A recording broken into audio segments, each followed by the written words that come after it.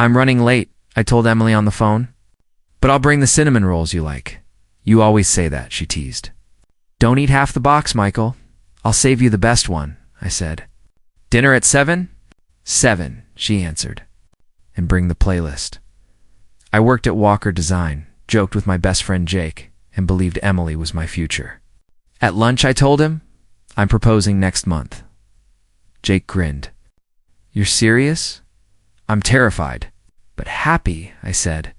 That evening, I walked to Emily's townhouse with the box and the playlist. The porch light was off. Her car was there. I knocked, then let myself in with the spare key she gave me in. It's me. Music pulsed from the living room cold, heavy. Not our sound. I stepped in and froze. Emily spun from the couch, hair messy, cheeks flushed. A man stood behind her, tugging on his shirt. Michael, she said, startled. What are you doing here? I live here part-time, I said weakly. You gave me a key. The man lifted his chin. I'm Ryan. I don't care, I said. Emily, what is this? It's not what you think, she blurted. I stared at the unbuttoned dress, the dim lamp, the shoes by the rug. Then tell me what I should think. She crossed her arms. We were just talking. Like that? I asked. With that song? Ryan sighed. Maybe calm down, man. Don't tell me to calm down, I said. Emily, how long? She looked past me, then back. A few weeks. It's not serious. Not serious, I repeated. I've been saving for a ring. Her mouth twitched. A ring? I love you, I said, and felt something tear. I thought you loved me. Ryan touched her elbow. We should go, Em. I'm not going anywhere, I said. Emily, tell me the truth. She softened for half a second, then smirked. You're so sensitive, Michael. You cry at commercials. I cry because I care, I said. She laughed, bright and cruel. Look, you're about to cry now. My eyes burned. I fought it. Because you're hurting me. Ryan gave a low chuckle. This is awkward. I texted Jake with clumsy fingers. Come now. Emily watched me. Don't be dramatic. We were bored. You make everything a plan. Budgets, calendars, holidays. You turned love into homework. I wanted a life with you, I said. I wanted something exciting, she replied. Exciting like lying? I asked. Exciting like feeling alive, she shot back. Ryan makes me feel light. I swallowed hard. So, I'm heavy? You're comfortable? She said. A safe pillow, Ryan snorted. A soft one. My first tear slipped and I hated it. Emily smiled. There it is, she sang. The famous Michael tears. Want me to pet your head? Please stop, I whispered. She tilted her head. Or say they're brave boy. Ryan laughed. Man. The door opened then. Our neighbors, Sarah and Marco, stepped in. Their smiles fell. What's going on? Sarah asked. Emily gestured at me. He walked in on a conversation. Conversation? I said, you're half-dressed? Marco frowned. Emily, seriously? It's fine, she said. He cries about everything. Ryan chuckled. You're making this easy. Jake burst in a minute later. Michael. I nodded. He took in the room. You okay? No, I said. Emily rolled her eyes. Don't turn this into a scene. Jake faced Ryan. Leave. Ryan stepped forward. No, then listen, Jake said, steady. Respect this place. This place is mine, Emily said. He just visits. It felt like home, I said. Until now. Jake's jaw flexed. Get your things, man. We're done. I looked at Emily. I brought cinnamon rolls, she smirked. Keep them. I'm watching my sugar. Keep the mess, too, I said. You wanted light. Enjoy the glare. Sarah moved beside me. You don't need to stay. I nodded, but my feet were lead. Emily, I said, last try. Did you ever love me? At first, she said, before you made every Sunday a plan. I thought planning meant care. I said. It meant control, she snapped. I wanted chaos. I wiped my face. I would have spent my life making you safe. You already did, she said. That's the problem. Something settled inside me. It wasn't peace, but it was firm. Okay, she lifted her brows. Okay, I'm done, I said. I won't beg. Emily's smile turned mean. Finally, Jake touched my shoulder. Let's go. I walked to the door. The heavy song scraped my nerves. At the threshold, I turned back. I'm sorry for the tears, I said. They were real, she curtsied, mocking. Thanks for the show. We stepped into the winter air. The porch light clicked on. Jake said, Say it, she cheated, I whispered. And she mocked me for crying. And I'm finished begging, I said. I start again now. Jake nodded. That's my guy. The cold hurt, but it woke me. Jake pointed to the box. You've still got the rolls? Yeah, good, he said. We'll split them and curse loudly. Deal. We walked to his truck. I climbed in and shut the door. You're not broken, he said. I feel cracked. I said, cracks let light in, he answered. I stared at darkness and let a tear fall. Then tonight, I said, I'll be a window. I lay in bed staring at the ceiling. My phone buzzed, but I didn't move. Pick up Jake's voice echoed on voicemail. Don't shut me out, man. I pressed the pillow over my head. Later, he showed up at my door. Michael, open up. I cracked it an inch. I don't want to talk. You're already talking, he said. Pushing inside, I sat on the couch, blanket wrapped tight. I can't stop replaying it. Her laugh. My tears? You're human, he said. I'm pathetic. No. Hurt. Not pathetic. I shook my head. She called me safe. A pillow. Who wants to be a pillow? Jake sat beside me. Better than being trash. That's what she chose. I whispered, I should have seen it. You trusted her, he said. That's not weakness. Feels like it. The doorbell rang. My mom's voice called, Michael? I groaned. Great. She stepped in, eyes scanning my mess. Baby, you've lost weight. I'm fine, Mom. No, you're not, she said, touching my arm. Jake stood. I'll give you 2 minutes. When he left, Mom sat close. You don't have to carry this alone. I cry too much, I muttered. You feel deeply, she corrected. That's your gift. I covered my face. Emily used it against me. Mom's eyes watered. Then she didn't deserve you. I wanted to believe her. But shame pressed down. That night I wandered to the diner near the river. My old coach, Mr. Harris, was there. He waved. Son, you look like hell. Thanks, I muttered. He sipped coffee. Sit down. I slid into the booth. How do you stop hearing someone's voice in your head? You don't, he said. You drown it with better voices. Like whose? Your own, he said firmly. Tell yourself the truth, louder than her lies.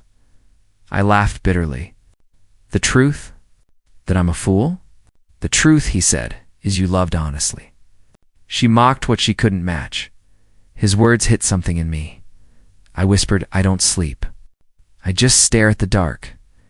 Then let it teach you, he said. Pain's a cruel teacher, but it shapes you. I clenched my fists. I wanted to stop. It won't, he said. Not yet. But one day you'll thank it. I walked home later, the night air cutting cold. Jake called again. You alive? He asked. Barely, I said. Want company? No. Too bad, he said. And 10 minutes later, he was knocking. We sat in silence, TV flickering. Finally, he said, You keep blaming yourself, because it's my fault, I snapped. I bored her. She betrayed you, he shot back. Stop carrying her crime, I whispered. I can't shake the image of them together. Then replace it, he said. Fill your head with something else. Like what? Start small. Music. Workouts. Anything but her voice. I slumped. She always echo. Not forever, he said. Echoes fade. I stared at the blank wall, wondering if he was right. The next morning, my dad called. "Son, you coming by for breakfast?" "No appetite. Come anyway," he said. I drove over, barely present. Dad poured coffee. "Your mother's worried?" "I know," I said. He studied me. "I cried once too. When I lost a job, people mocked me. But crying didn't make me weak. Quitting would've." I swallowed. "So what now?" "Now," he said, "you stand again." Back home, I sat alone. Her words replayed, "You're comfortable." A pillow. I punched the couch cushion. "Damn it!" Then Jake texted, "Window, remember?" Cracks let light in. I breathed slowly. Maybe one day I'd believe it, but for now, I drowned in silence, waiting for air. When I walked into the office Monday morning, whispers floated around me like smoke. "Did you hear?" He cried. "Yeah," Emily said. He begged on his knees. I set my bag down, jaw tight. My coworker Lauren leaned closer. "Michael, don't listen to them." I forced a smile. "It's fine. It's not," she whispered. "She's telling everyone." I stared at my screen, words blurring. At lunch, 2 guys laughed near the vending machine. "Pillow boy," one muttered. I clenched my fists. "Say that again?" He smirked. "Relax. Just a joke." Lauren grabbed my arm. "Don't." I pulled away. "He thinks I'm weak." She shook her head. "She's making you look weak." That night, Jake called. "Heard anything at work?" "Everything," I said. "She's painting me as a joke." "You're not a joke," he said firmly. She told them I cried. "Jake, she made it entertainment." Then flipped the script. He urged. "Don't give her the stage." I hung up, but couldn't shake the laughter. Days later, at the grocery store, I heard it again. A neighbor whispered, "Poor guy." Tears over a girl. I pushed past, face burning. At family dinner, Aunt Lisa asked too brightly, "So Michael, how are your emotions these days?" My fork froze. "Excuse me?" She chuckled. "Emily mentioned you're sensitive." I stood. "I'm not hungry." My dad followed me outside. "Don't let them define you. They already have," I said. "I'm the man who cried." He gripped my shoulder. "Then be the man who rises after." The words sat heavy but alive. Friday came, and with it, a wedding our mutual friend Claire's. I dreaded seeing Emily, but I went. Inside, music thumped, lights shimmered, and laughter filled the hall. Emily stood in a red dress, Ryan at her side. She spotted me and smirked. "Well, look who it is," she said loudly. "Did you bring tissues this time?" Laughter rippled. Ryan added, "Careful, Em. He might flood the place." My throat tightened, but I stood tall. "Enjoy the party." She tilted her head. "Not going to defend yourself?" I held her gaze. "Not here." Her smile widened. "So you'll cry later?" The crowd laughed again. My fists shook, but I didn't lash out.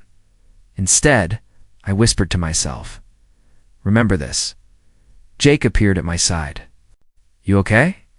"I will be," I said. Emily leaned closer, voice dripping venom. "You'll never be more than the man who wept at my feet." I stared at her, steady. "We'll see."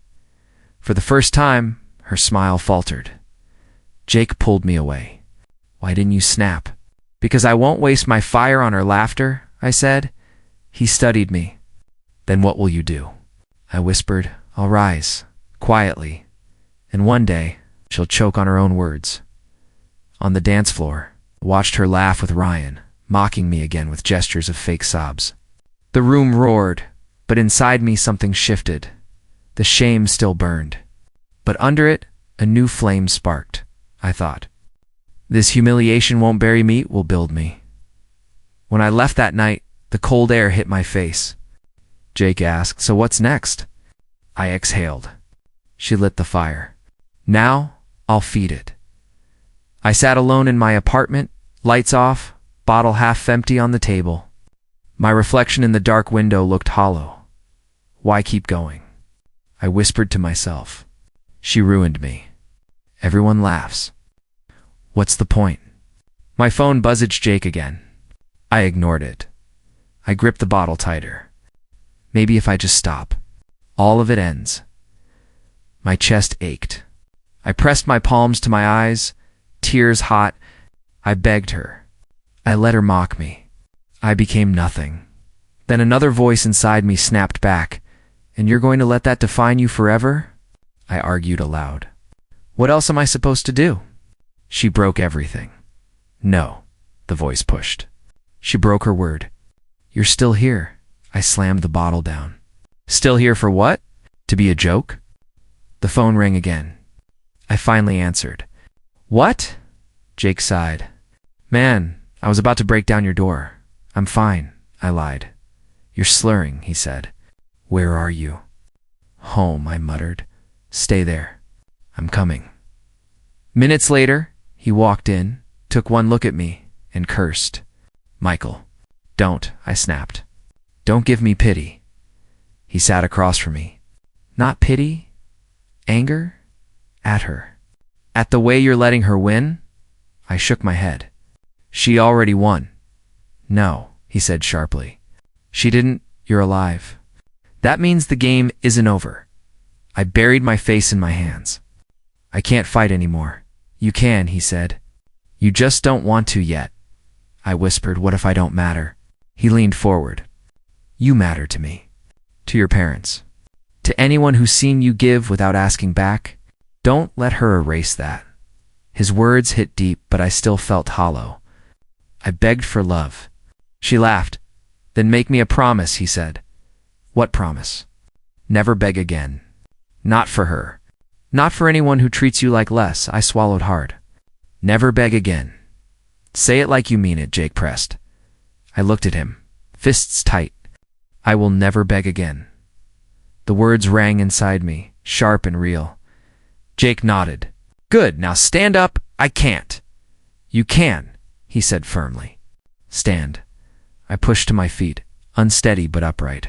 Look at yourself, he said, pointing to the mirror. That man isn't weak. He's wounded, and wounds heal. I stared at the broken figure, then whispered, I want to heal. Then start tomorrow, he said. Step 1, no more drowning in bottles. Step 2, move your body. Sweat out the poison. I exhaled. And step 3, he said with fire, remember this night. The night you stopped being her victim. I clenched my jaw. The breaking point. Exactly, he said. And after breaking comes building. For the first time in weeks, a flicker of resolve stirred in me. I sat back down, steadier. I won't beg again. I'll rise. Jake smiled. That's the man I know. The alarm buzzed at 6. I groaned, rolled over, and argued with myself. Get up, I muttered, or stay broken. Dragging myself out of bed, I pulled on sneakers and walked to the gym. The smell of iron and sweat hit me. My body felt heavy. I grabbed dumbbells.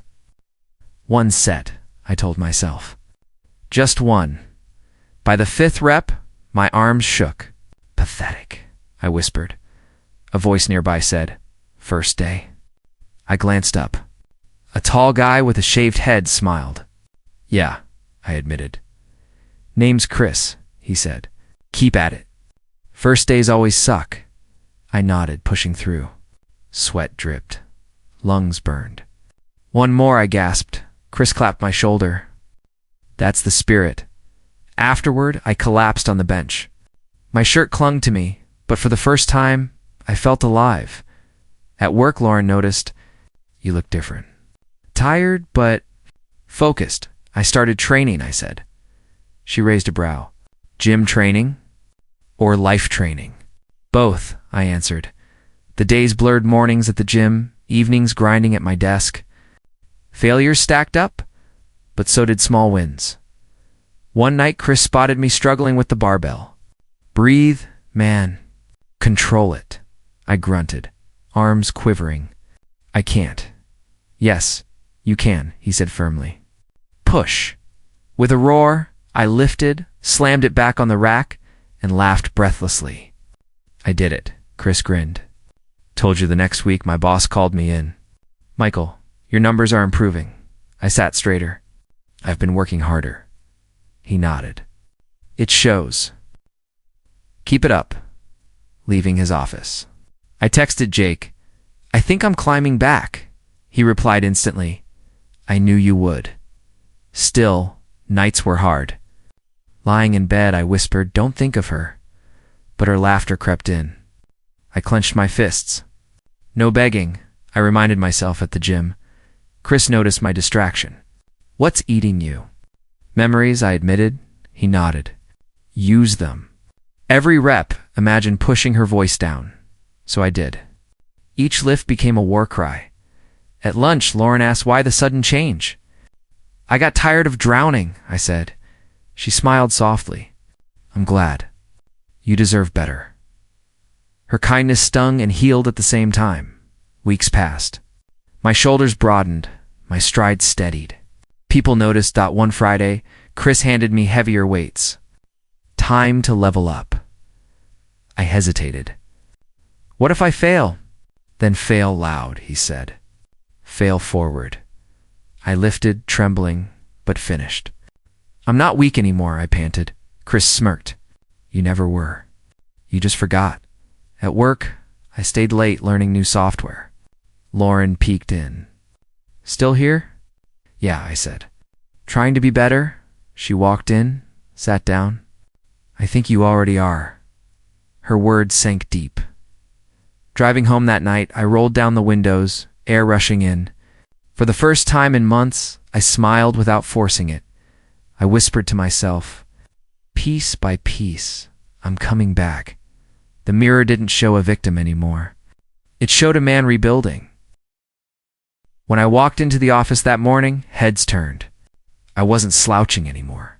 My shoulders carried muscle, my eyes held focus. Lauren smiled. You've changed, Michael. I grinned. About time, right? More than time, she said. You look solid. In the break room, the same guys who once whispered "Pillow Boy" glanced at me and said nothing. I poured coffee, calm and steady. Jake called at lunch. Heard the office is buzzing about you? I chuckled. Let them buzz. I don't care anymore. You sound dangerous, he teased. Not dangerous, I said. Balanced. That weekend at the gym, Chris clapped my back. You're a machine now. Remember when you couldn't lift the bar? I laughed. Barely. Feels like another lifetime. He nodded. That's because you killed the old you. One evening, Lauren caught me working late. You don't just look different, you carry yourself different. I shrugged. I stopped living in her shadow. She hesitated. Have you heard about Emily? I froze. No, what? She and Ryan, people say it's bad. Fights in public, shouting matches. I inhaled slowly. Figures. Lauren searched my face. Does it hurt to hear? Not anymore, I said. It only proves I walked away at the right time. A week later, at a local cafe, I accidentally saw Emily with Ryan. Their voices were sharp. You never listened, she snapped. Ryan rolled his eyes. Because you nag nonstop, Emily noticed me and faltered. Michael, I nodded politely. Evening, Ryan sneered. Your ex again? Emily hissed. Shut up. I sipped my coffee, calm. Good luck, Emily. Her eyes widened at my tone, no begging, no tears. Just calm dismissal. Jake later asked, did you see her crack? Yes, I said, and I didn't feel a thing. That's power, he said. At family dinner, Aunt Lisa, who once mocked me, stared. You've changed. I cut my steak evenly. I had to. My dad smiled proudly. You look like a man who knows himself now, I nodded. Because I finally do. That night I looked in the mirror. My jaw was firmer, my eyes clearer. I whispered, I'm not the man she mocked. I'm the man who rose, and for the first time I believed it fully. The wedding hall shimmered with golden lights. I adjusted my tie, calm, collected. Jake nudged me. You ready for this? For what? I asked. He smirked. You know she's here, I inhaled. Let her be. Inside, laughter and chatter filled the air. I shook hands with colleagues, accepted compliments, felt the respect in their voices. Then I saw her, Emmeline, a silver dress, Ryan, trailing behind. Her eyes locked on me. Michael, she said, almost disbelieving. I smiled lightly. Emily, she scanned me up and down. You look different. Time changes things, I answered. Ryan scoffed. He just put on muscle. Big deal. I turned to him calmly. Nice to see you too. Emily tilted her head. Still crying at night? I sipped my drink. Not anymore. Her brows rose. So serious. Where's the man who begged me not to leave? He's gone, I said. And he's not coming back. Jake stepped closer, protective. I shook my head. It's fine, Emily smirked. I was worried you'd crumble the moment you saw me. I met her gaze steadily. I don't crumble. Not anymore, she faltered, then laughed. You're trying too hard to sound strong. No, I said softly. I just stopped letting your words define me, Ryan muttered. She doesn't care what you think. Funny, I replied. She hasn't stopped staring since I walked in. Emily flushed. Don't flatter yourself, I shrugged. No need to. The truth speaks loud enough. A mutual friend, Claire approached. Michael, you look incredible. Congratulations on your promotion. Thank you, I said warmly. Emily's jaw tightened. Promotion? Regional manager now, Claire explained. He earned it. Ryan raised a brow at her. Didn't know your ex was climbing? Emily's eyes flickered. Neither did I smiled. A lot happens when you stop drowning in someone else's shadow. Claire tugged my arm. Come, they want you for a toast. As I walked past, Emily whispered, This isn't over. I paused. It already is. The hall applauded as I raised my glass. To growth, to strength, and to never letting the past chain us down. Jake grinned proudly. Later, by the balcony, Emily found me again. You're colder now, she said. No, I replied. I'm just free. She stepped closer. Do you ever miss me? I looked at her calmly. I miss the man I was before you betrayed him, not you. Her eyes shimmered, and for the first time, she had no mocking words. Ryan called from inside. Emily, let's go. She lingered. You've changed, Michael. I don't know if I like it. I smiled faintly. It doesn't matter anymore. As she turned away, I felt no ache. No shame, only the quiet power of knowing I had risen. Jake joined me. So how did it feel? Like balance, I said. Like I finally won without striking back. The night air was cool, steady against my skin. For the first time, I knew the power had shifted, and it was mine to keep Jake. Jake leaned across the bar table. Have you heard? I raised my brow. About what? Emily and Ryan. Word is, he walked out. I swirled my drink slowly. Not surprised. Jake smirked. Guess the chaos she wanted finally found her. I chuckled softly. Karma has better timing than I ever could. The next day at work, Lauren caught me by the elevator. Michael, did you see the quarterly numbers? You crushed it, I grinned. Hard work pays off, she nudged me. Regional manager might not be your ceiling. Let's climb higher then, I said as the doors closed. Whispers floated behind me.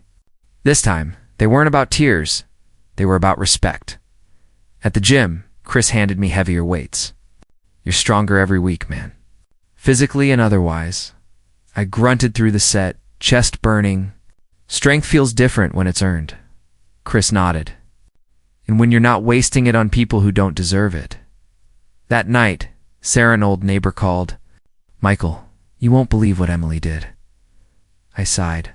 Try me. She showed up at a party alone. Everyone avoided her. She kept asking where Ryan was. Turns out he's seeing someone else now. I leaned back. Poetic. Sarah whispered. She looked. Lost. I stayed silent for a moment, then said, Choices have consequences. At the office later that week, I overheard two colleagues. Emily posted another rant online.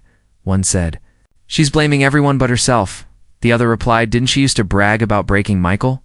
Funny how tables turn. I walked by, calm, their words rolling off me like water. Lauren stopped me. "Doesn't it sting hearing all that?" "No," I said. "It's not my burden anymore." She studied me. "You really are different now. That evening, Jake joined me for dinner. Remember when you thought you were finished?" I smiled. "Yeah, I thought her laughter was my death sentence. And now?" he asked. "Now it's just background noise," I said. The world kept moving, and I moved with it. He raised his glass. "Two moving on?" I clinked his.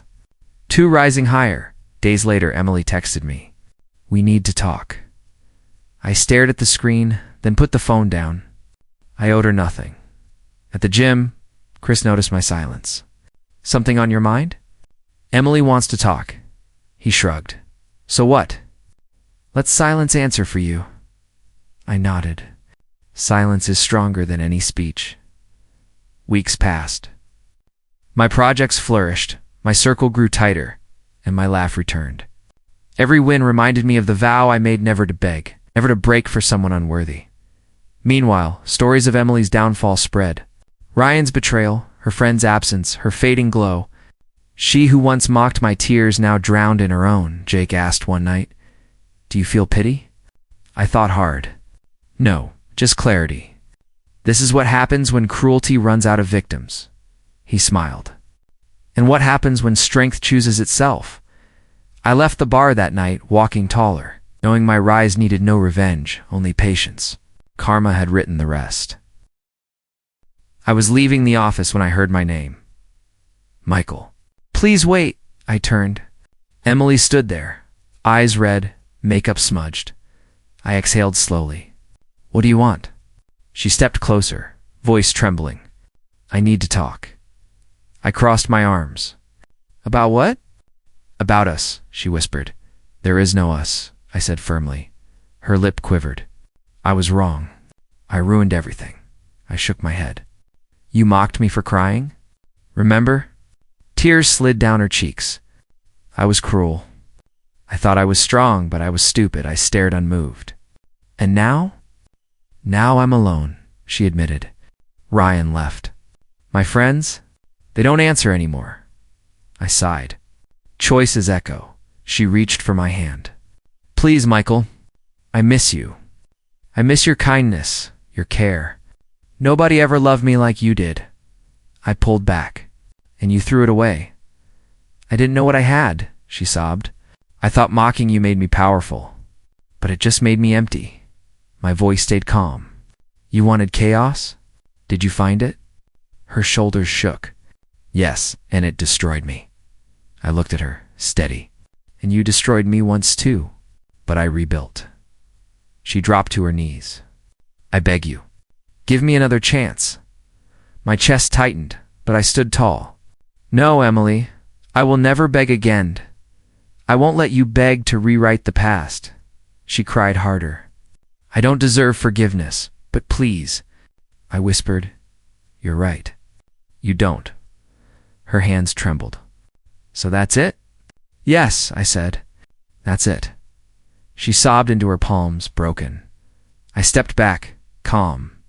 "I forgive you as a human, but I'll never take you back." Her eyes lifted, wet and pleading. "Why not?" "You still care? I can see it." "I care enough to walk away," I answered. She gasped softly. As if the words cut deeper than anger ever could, I turned toward the street. "Goodbye, Emily." Her voice cracked. "Michael, please don't leave me like this." I stopped, then said quietly, "Now you know how it feels." I walked on, and for the first time, she was the one crying while I stood unshaken. I walked along the river at dusk, the water calm, the city lights flickering. My phone buzzed with Jake's message, "How are you feeling?" I typed back, "Free." A call came through. It was Mom. "Son, are you okay?" "I'm better than okay," I said. I finally let it go. She paused. "You sound lighter." I am. I carried pain too long. Tonight I laid it down. She smiled through the phone. I'm proud of you. After hanging up, I sat on the bench, the cool air brushing my face. I whispered to myself, I begged once. Never again. Jake arrived a few minutes later, holding 2 coffees. So it's really over? Yes, I said. Over and done. He nodded. And how do you feel, honestly? Not angry. Not broken. Just whole. Jake leaned back. That's the win, isn't it? You didn't need revenge.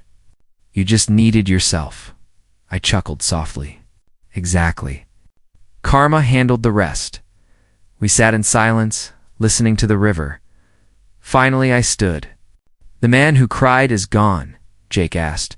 And who's here now? I smiled. The man who rose. He raised his cup. To freedom, I lifted mine. To freedom. As I walked home under the fading sky, I knew the chains of betrayal no longer bound me.